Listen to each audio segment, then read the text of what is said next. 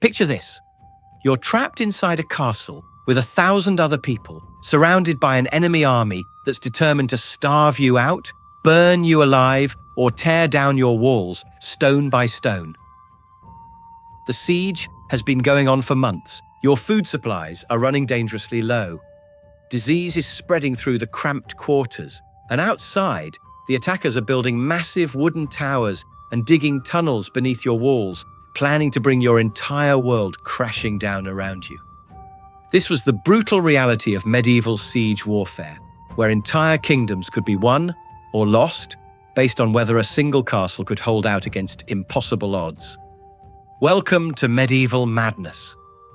Between the 11th and 15th centuries, sieges were the backbone of medieval warfare. Forget everything you've seen in movies about glorious cavalry charges across open battlefields. The real wars were won and lost at castle walls, where defenders used every trick, trap, and terror tactic imaginable to survive attacks that could last for months or even years. But here's what's absolutely mind-blowing. Some of these castles didn't just survive these brutal sieges, they thrived. The defenders turned their fortresses into death traps for attackers, using ingenious architectural designs and ruthless tactics that would make modern military strategists weep with envy. Today, we're going to explore the incredible world of medieval castle defense, where survival meant more than just building thick walls.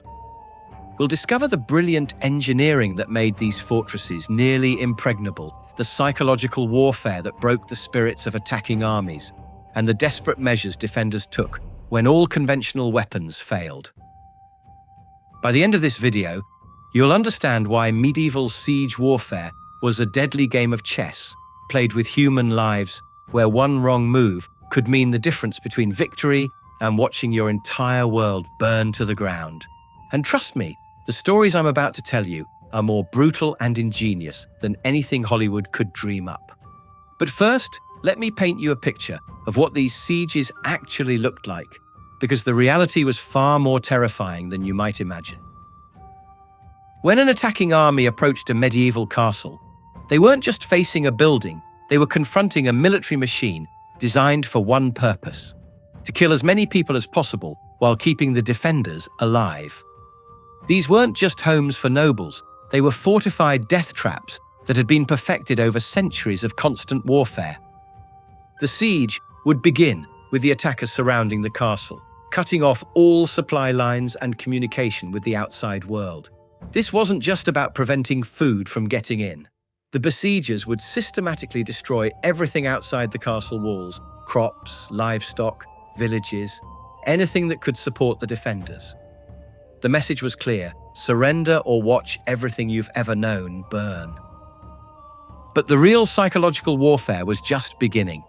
Attacking armies would often execute prisoners in full view of the castle walls, catapult severed heads over the battlements, or display the bodies of captured defenders to break the morale of those still fighting. When Henry V besieged Rouen in France, he ordered dead animals to be thrown into the castle's wells and had catapults launch manure and corpses over the walls, hoping to spread disease among the enemy. Meanwhile, the defenders knew that surrender often meant death or enslavement. They had no choice but to fight with everything they had, using tactics that were as brilliant as they were brutal. The key to understanding medieval siege warfare is realizing that these weren't just military conflicts, they were battles of engineering and endurance. The attackers had to find a way to breach walls that were sometimes 20 feet thick, while the defenders had to survive for months with limited supplies, all while fighting off constant attacks from enemies who outnumbered them 10-1. And here's where the genius of medieval castle design really shines. These fortresses weren't just built to be strong, they were built to be smart. Every single element of their architecture was designed to turn the attackers' own weapons against them, creating killing fields where hundreds of enemies could be slaughtered without the defenders ever leaving the safety of their walls. The most advanced of these fortresses used something called concentric design, which was basically a castle within a castle. Picture this: an attacking army finally manages to breach the outer wall after weeks of fighting. only to discover that they're now trapped in a narrow courtyard, surrounded by an even higher inner wall, with archers raining arrows down on them from every direction. But the real masterpiece of medieval defensive architecture was the gatehouse. This wasn't just a door, it was a fortress within a fortress, packed with so many deadly traps that attacking it was essentially suicide. The gatehouse contained multiple metal portcullis gates, arrow slits positioned to create crossfire, and the infamous murder holes, which were openings in the ceiling through which defenders could pour boiling water, quicklime, or burning oil directly onto attackers' heads. Imagine being a knight in heavy armor, trapped in a narrow corridor with your fellow soldiers, when suddenly scalding liquid starts pouring down from above. You can't see where it's coming from, you can't escape, because there are hundreds of men packed behind you, and your armor, which was supposed to protect you, is now cooking you alive. The defenders had turned their own home into a house of horrors, where every door, every corridor, every staircase was designed to kill intruders in the most efficient way possible. And this was just the beginning. Castle walls themselves were engineering marvels that could withstand attacks that would level modern buildings. The center of these walls was filled with rough rocks and rubble, while the outer sections were made of massive stones, laid like giant bricks. This gave the walls incredible strength against battering rams and catapult stones, but it also allowed defenders to repair damage quickly by simply adding more stones to the core. But here's where medieval engineers really showed their genius. They didn't just build walls to keep people out, they built them to funnel attackers into killing zones. The walls were covered with arrow slits, narrow openings that allowed defenders to shoot at attackers while remaining almost completely protected. A skilled archer could fire dozens of arrows through these slits without ever exposing himself to enemy fire. The towers that jutted out from the walls weren't just for show either. They were positioned to create overlapping fields of fire, meaning that any attacker approaching the walls would be shot at from multiple directions simultaneously. Some towers were even equipped with their own trebuchets, allowing defenders to launch massive stones at attacking siege engines. And if attackers somehow managed to get close to the walls, they'd encounter another nasty surprise: machicolations. These were openings in the floor of overhanging sections of the wall, through which defenders could drop rocks, pour boiling liquids, or shoot arrows straight down at anyone trying to climb scaling ladders. The medieval castle wasn't just a fortress, it was a weapon. Every stone, every opening, every architectural feature was designed to kill attackers as efficiently as possible. And the people defending these castles were just as ingenious as the buildings themselves. But walls and towers were just the beginning. The real genius of medieval castle defense lay in the tactics the defenders used to turn their fortress into an impenetrable death trap. These weren't just soldiers hiding behind walls, they were strategic masterminds who understood that survival meant being more clever, more ruthless, and more desperate than their enemies. And as we'll discover, some of these defensive tactics were so effective that they changed the course of history, allowing small groups of defenders to hold out against massive armies for months or even years. The stories of these sieges read like the most intense thriller novels you've ever encountered, except every word is true. When conventional weapons ran out, medieval defenders became absolutely ruthless, using whatever they could hurl down on attackers. Burning oil, flaming logs, spikes and rocks became their ammunition of choice. But here's what most people don't realize. The defenders had to get creative with their projectiles. They'd heat sand until it was scalding hot and pour it through the gaps in attackers' armor, where it would burn their skin and drive them mad with pain. Quicklime was another favorite weapon, creating chemical burns that could blind and disfigure attackers permanently. The defenders also mastered the art of the counterattack. Using sally ports, which were hidden doors in the castle walls, small groups of defenders would burst out at night to attack the besiegers' camps. These raids weren't just about causing damage. They were psychological warfare designed to keep the attacking army on edge, never knowing when death might come charging out of the darkness. But perhaps the most ingenious defensive tactic was countermining. When attackers tried to dig tunnels under the castle walls to collapse them, the defenders would dig their own tunnels to intercept them. Picture this.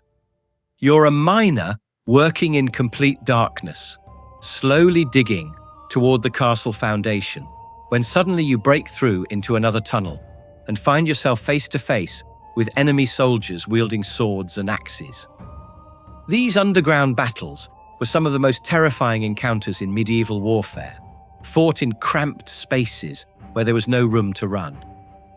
The defenders also used sound as a weapon.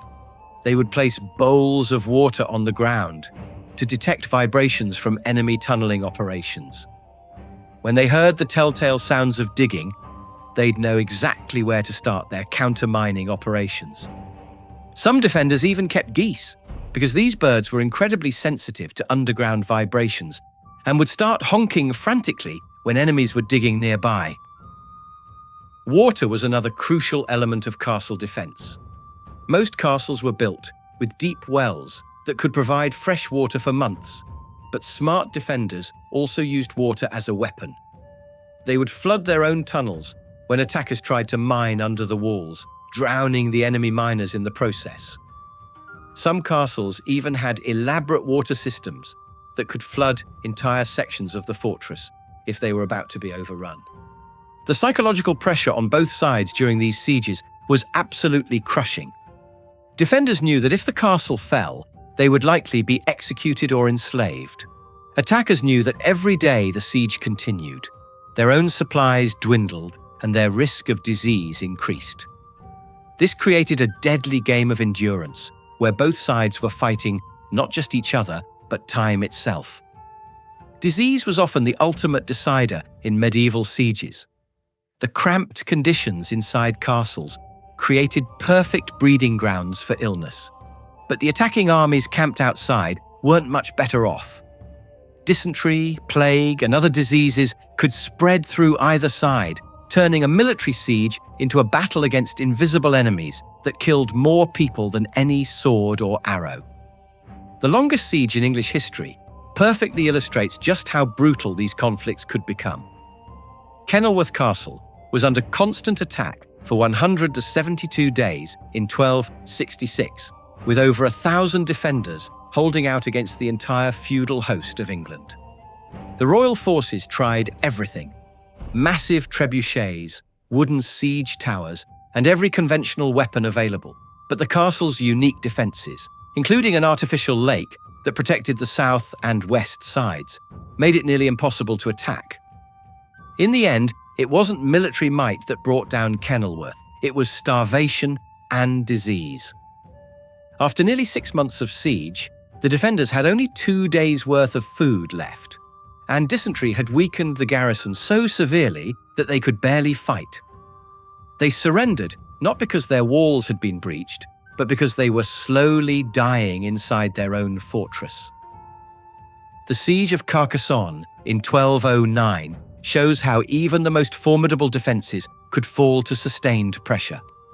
This fortress had double rampart walls spanning nearly 3 kilometers, with 52 towers creating layered defenses that should have been impregnable. But after 15 days of siege, the defenders surrendered because their water and food supplies had been cut off. The attackers didn't need to breach the walls, they just needed to wait for the people inside to slowly starve. These sieges changed the entire nature of medieval warfare. Battles that once lasted hours now stretched into months. Entire kingdoms could be bankrupted by the cost of maintaining a siege, and the psychological toll on both sides was devastating. Families were separated, crops were destroyed, and entire regions could be depopulated by the constant threat of siege warfare. But here's what makes these medieval defenders truly remarkable. They refused to give up. Even when facing impossible odds, even when disease was spreading through their ranks, even when their food supplies were gone, they continued fighting. They understood that surrender meant death, so they chose to fight until their last breath. The legacy of medieval siege warfare lives on in every castle ruin you see today. Those crumbling walls and broken towers are testament to the incredible ingenuity, brutality, and determination of people who refused to be conquered. They turned their homes into weapons, their families into soldiers, and their very lives into the ultimate defensive strategy. Medieval siege warfare wasn't just about military tactics. It was about human endurance pushed to its absolute limits. It was about ordinary people doing extraordinary things when faced with impossible circumstances. And it was about the kind of determination that could hold back entire armies with nothing more than stone walls, clever engineering, and the absolute refusal to surrender. So the next time you see a medieval castle, remember that you're not just looking at a building, you're looking at a monument to human ingenuity and survival, where desperate people created defensive masterpieces that could withstand months of brutal attacks. These weren't just fortresses, they were symbols of defiance against impossible odds. Thank you for joining me on this journey through medieval madness. If you enjoyed diving into the brutal reality of medieval siege warfare, make sure to subscribe because we've got plenty more dark chapters of history waiting to be explored. Until next time, stay curious about the past, and remember that sometimes the most incredible stories are the ones that actually happened.